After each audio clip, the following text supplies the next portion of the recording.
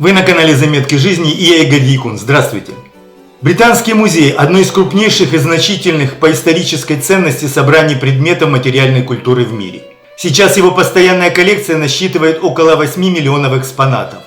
А началось все с коллекции из 71 тысячи предметов сэра Ханса Слоуна, уникального человека, врача, натуралиста, путешественника и коллекционера. Человека, сменившего на посту президента Королевского общества Исаака Ньютона и занимавшего его 14 лет. Ставший в 1693 году секретарем Королевского общества, он в течение 20 лет редактировал философские труды Королевского общества, научный журнал, издаваемый Королевским обществом с 1665 года. Второй в мире журнал, полностью посвященный науке, а на сегодняшний день также самый непрерывно издаваемый научный журнал в мире. В 1719 году Слоун стал президентом Королевского колледжа врачей, занимая этот пост 16 лет. В 1722 году он был назначен главным врачом армии. Как известный и модный врач в высших кругах Лондона, он лечил и королеву Великобритании Анну, и короля Георга I, а в 1727 году стал первым врачом короля Георга II. Его много критиковали современники, как просто виртуоза, неразборчивого коллекционера, которому не хватало понимания научных принципов, коллекционера лишь всяких безделушек. Нелестно отзывался о нем и сам сэр Исаак Ньютон, при котором Слоун занимал пост секретаря Королевского общества. И великие не чужды сплетням. Даже его коллеги-врачи не питали к нему большого уважения и воспринимали его в основном как продавца лекарств и коллекционера диковинок. Зависть снобовой серости была всегда и, к сожалению, наверное, будет. Но, как говорится, собака лает, а караван идет. Слоун занимался делами всей своей жизни и при этом помогал госпиталю Христа, основанному королем-мальчиком Эдуардом VI, тем самым из знаменитого романа Марка Твена «Принц и нищий». Госпиталь Христа – государственная школа-интернат для учеников в возрасте от 11 до 18 лет, которой Слоун в течение 36 лет жертвовал свою зарплату.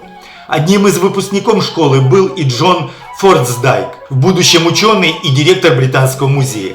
Он также поддерживал аптеку Королевского колледжа врачей, где продавались недорогие лекарства, и каждое утро проводил в больнице при колледже бесплатную операцию. Он принял участие в основании морским капитаном и филантропом Томасом Карамом лондонского приюта для подкидышей, первого в Великобритании учреждения, занимавшегося уходом за брошенными детьми. Прививка от оспы была обязательной для всех детей приюта. В 1713 году сэр Хан Слоун приобрел поместье Челси площадью около 4 акров, которое он в 1722 году сдал в аренду обществу аптекарей за символические 5 фунтов стерлингов в год на неограниченный срок с условием, чтобы сад ежегодно предоставлял Королевскому обществу 50 хороших гербарных образцов. Это стало основой Челсийского ботанического сада. Впоследствии, по завещанию Слоуна, земля ботанического сада перешла обществу аптекарей. Эта аренда положила начало золотому веку Челсийского ботанического сада под руководством Филиппа Миллера, когда сад стал самым богатым ботаническим садом в мире, участвуя в программе обмена семенами между другими ботаническими садами, которая продолжается и до наших дней. В настоящее время в ботаническом саду насчитывается около 5000 растений, расположенных в 5 отделениях: саду лекарственных растений, фармацевтическом саду, саду мировой медицины, саду съедобных и полезных растений и всемирном лесном саду. И главное, он продолжал собирать свои коллекции редких предметов, книг и рукопись, зоологических образцов и выкупал у наследников коллекции других, чтобы сохранить их. Помимо службы в качестве королевского врача, истинным достижением Слоуна во время его работы в Королевском обществе стало то, что он выступал связующим звеном между мирами науки, политики и высшего общества. Время, проведенное Слоуном во Франции в начале его карьеры, позволило ему позже сыграть роль посредника между британскими и французскими учеными, способствуя обмену знаниями между двумя странами в разгар эпохи Просвещения.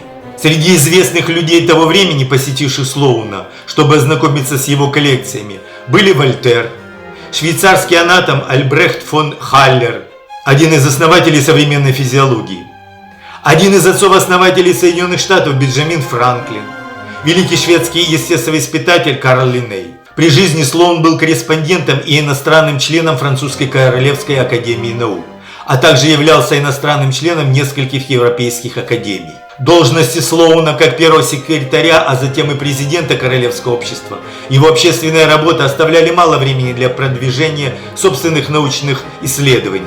Единственный свой двухтомный труд натуралиста «Путешествие на острова Мадера, Барбадос, Нивас, Саут-Кристоферс и Ямайка» он издал во время работы в Королевском обществе. Ушел же он с поста в обществе в возрасте 80 лет. А единственная медицинская публикация Слоуна «Описание лекарства от боли, слабости и других заболеваний глаз» была опубликована только тогда, когда автору было 85 лет, и он уже оставил практику. Память о нем сохранилась не только в названиях улиц, площадей, школы. В честь него также самим Карлом Линнеем назван род растений. А еще вид мотылька, ящерицы и вид глубоководных рыб, обитающих по всему миру. Но самое главное, его коллекции заложили основу Британского музея, Британской библиотеки и Музея естественной истории в Лондоне. Вот такой след в истории оставил Ханс Слоун, англо-ирландец шотландского происхождения. Из той первоначальной слоуновской коллекции в Британском музее хранится один предмет, который способствовал освоению Земли в период великих географических открытий, помогая сотням исследователей и авантюристов оставлять свой след, и который тоже связывают с молодым принцем – астролябия Слоуна. Астролябия Слоуна – это не просто астрономический прибор, а сложный аналоговый компьютер средневековья, благодаря которому сложные вычисления значительно упрощались. Астролябия – это один из старейших астрономических и навигационных приборов. Его использовали для измерения углов на небе, определение географической широты места во время путешествий и морских походов, расчета точного местного времени суток, днем по Солнцу, а ночью по звездам, положение звезд и Солнца, предсказание восхода и захода небесных тел, решение различных геометрических, высота или глубина объекта, и астрономических задач без сложных формул. Состоит из круглого металлического диска, материнского, с выемкой, в которую помещаются внутренние сменные пластины тимпаны, на которых в стереографической проекции нанесена сетка небесных координат, линии горизонта, зенит, азимуты и альмукантараты для конкретной географической широты. Поверх тимпана накладывается подвижная ажурная решетка, рете, или паук, выглядит как паутина, показывающая положение самых ярких звезд и эклиптику, видимую траекторию движения Солнца. Рете вращается вокруг центральной оси. Над рете расположена еще одна вращающаяся часть – линейка, хотя она присутствует не у всех моделей. Основной инструмент астролябии находится на задней стороне прибора – алидада – стержень с двумя прорезями на обоих концах для наблюдения за астрономическими объектами, обычно Солнцем или яркой звездой. Работа астролябии основана на проекции небесной сферы на плоский круг. Обычно астролябии были небольшого размера и веса, чтобы удобно удерживать ее одной рукой. Астролябию Слоуна сложно было бы взять с собой в путешествие, да она для этого и не предназначалась. Это предмет престижа и наглядное пособие для обучения наукам отпрыска королевской крови. Астролябия была изобретена еще в эллинистической Греции. Кем конкретно, об этом до сих пор ведутся споры. Астролябии получили дальнейшее развитие в средневековом исламском мире, где мусульманские астрономы ввели в их конструкцию угловые шкалы, добавив круги, указывающие азимуты на горизонте. Так в X веке персидский астроном Ас-Суфи, вот он изображен на гравюре Бюрера, описал более 1000 различных способов использования астролябии в таких разнообразных областях, как астрономия, астрология, навигация, геодезия, измерение времени и так далее. Через арабских ученых астролябия проникла и в Европу. Древнейшая европейская астролябия X века происходит из Барселоны, входившей тогда в состав испанской марки государства франков, и приписывается астроному и математику Лупитусу Барселонскому. Сейчас хранится в Институте арабского мира в Париже. Астролябия Слоуна – это крупнейшая и старейшая английская астролябия, дошедшая до наших дней из Средневековья. Она была изготовлена из латуни примерно в 1300-1326 годах. Хотя на приборе нет подписи мастера, ученые считают, что доказательством ее английского происхождения может служить то, что одна из внутренних сменных пластин тимпанов рассчитана строго на географическую широту Лондона, а на оборотной стороне выгравирован календарь, где упомянуты дни памяти 3 святых, имевших исключительно английское значение – святого Дунстана, святого Августина Кентерберийского и святого Эдмунда. В Любопытно, что еще одна пластина тимпана выгравирована для широты Парижа, что может указывать не только на тесные научные связи Англии и Франции того времени, но и дополнительным доказательством теории, что астролябию мог заказать епископ Ричард де Берри примерно в 1326 году в качестве наглядного учебного пособия для юного принца Эдуарда, будущего короля Англии Эдуарда III, так как его матерью была Изабелла Французская, дочь короля Франции Филиппа IV Красивого. Ее очаровательный и романтичный образ многим знаком по фильму Мела Гибсона «Храброе сердце» в исполнении Софи Марсо. Диаметр астролябии Слоуна составляет более 46 сантиметров. Из-за огромного веса ее было тяжело держать в руках. Историки предполагают, что это был стационарный демонстрационный прибор и в то же время достойный предмет королевского интерьера. Съемная ажурная решетка Ретте астролябии вместо строгих геометрических линий содержит потрясающий зооморфный декор. Настоящее произведение искусства.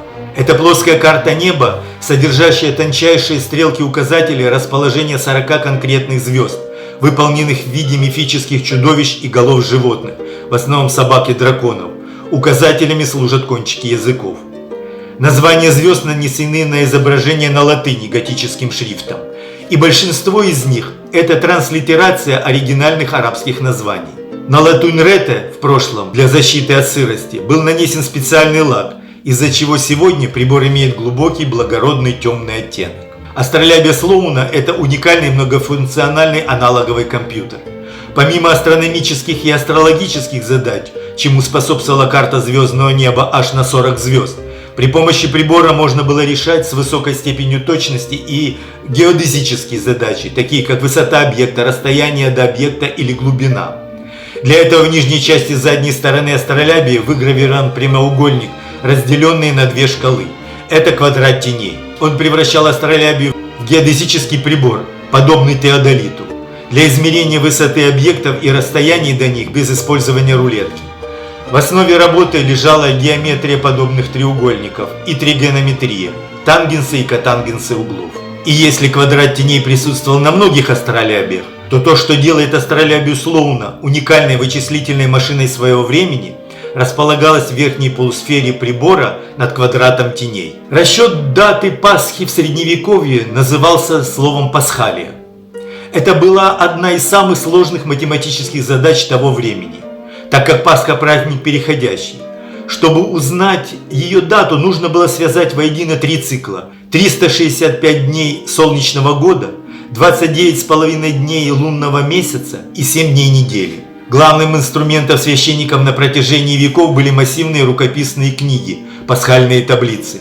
В Англии огромный авторитет имели труды монаха Беды Достопочтенного VIII века, который написал трактат о распределении времени. Таблицы Беды представляли собой огромные пергаменные свитки и книги, расписанные на сотни лет вперед. Для определения дня Пасхи необходимо было вручную листать эти фолианты, сопоставляя таблицы золотых чисел 19-летнего метонного цикла, таблицы эпакт возраста Луны и таблицы дней недели, чтобы найти нужную дату.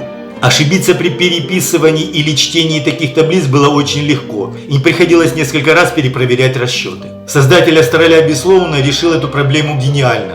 Он превратил заднюю сторону прибора в вечный механический календарь-калькулятор, выгравировав на ней систему специальных полуколец и круглую таблицу из 4 полос, содержащую 28-летний солнечный цикл в самом центре задней стороны. Это позволяло производить расчет не только Пасхи, но и других переходящих праздников: Троицы, Семидесятницы, подготовка к Великому посту, Пятидесятницы.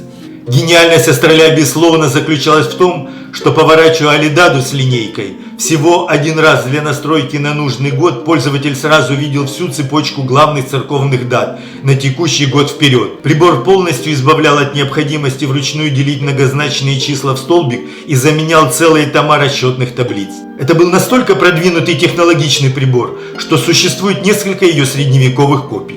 Хоть астролябия Слоуна и сохранилась без подвижных деталей, Алидады и, возможно, линейки на лицевой стороне, она представляет из себя не только высокохудожественный и высокотехнологический дизайнерский научный инструмент, но и как один из главных символов зарождения английской науки. Только рассматривать ее одно удовольствие. Но след в истории может быть не только абстрактным, но и вполне физическим. Вот, например, как эти, на бетонной дорожке парка. Возможно, в будущем и они могут стать экспонатами музея. Как этот, из того же британского музея, знаменитый глиняный кирпич возрастом около 4000 лет. Из древнего месопотамского города Ур на территории современного Ирака, родины пророка Авраама. На его поверхности выбита клинописная печать шумерского царя Ур-Наму, сообщающего о строительстве храма Зиккурата, бога луны Нанны или Сина, которому приписывали функции управления временем, а также покровителя астрономии. А царь Лугаль-Ур-Наму, помимо строительства великого Зиккурата Ура, единственного сохранившегося до наших дней, тоже оставил свой след в истории. Он автор кодекса Ур-Наму, старейшего из известных сохранившихся сводов законов, составленный около 2100 года до нашей эры. Но не только печатью царя знаменит кирпич. На нем отчетливо виден случайный отпечаток собачьей лапы, оставленный животным, когда сырой кирпич сох на солнце, которое, конечно же, не думало о своем следе в истории, но невольно его оставило. Если вам понравилось, ставьте лайки, подписывайтесь на мой канал, задавайте вопросы, с удовольствием буду на них отвечать. До свидания.